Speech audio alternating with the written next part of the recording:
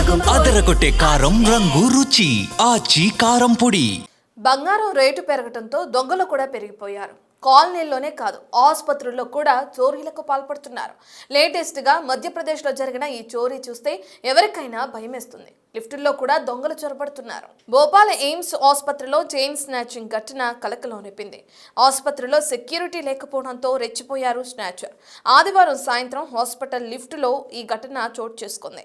Gynaecology డిపార్ట్మెంట్లో అటెండర్గా పనిచేస్తున్న వర్ష అనే మహిళ ఒంటరిగా లిఫ్ట్లో వెళ్తుంది. ఇక ఈ సమయంలోనే ఓ వ్యక్తి మాస్క్, క్యాప్ ధరించి లిఫ్ట్లోకి వచ్చాడు. ఆప్థమాలజీ డిపార్ట్మెంట్కు ఎలా వెళ్లాలని వర్షను అడిగాడు. లిఫ్ట్ 3వ ఫ్లోర్లోకి రాగానే ప్లాన్ ప్రకారం ఆ మహిళ మెడలోని ముత్యాల హారం, మంగళసూత్రాన్ని లాగాడు.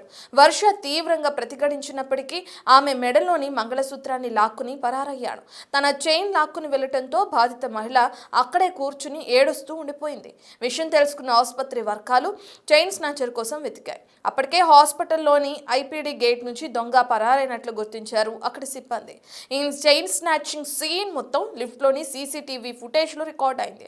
ఆదివారం రిపబ్లిక్ డే వరుస సెలవుల కారణంగా ఆసుపత్రిలో రద్దీ తక్కువగా ఉన్నట్లు చెప్తున్నారు ఆసుపత్రి వర్గాలు. ఘటనపై పోలీసులు ఫిర్యాదు చేయగా కంప్లైంట్ తీసుకుని నిందితుడి కోసం గాలిస్తున్నారు.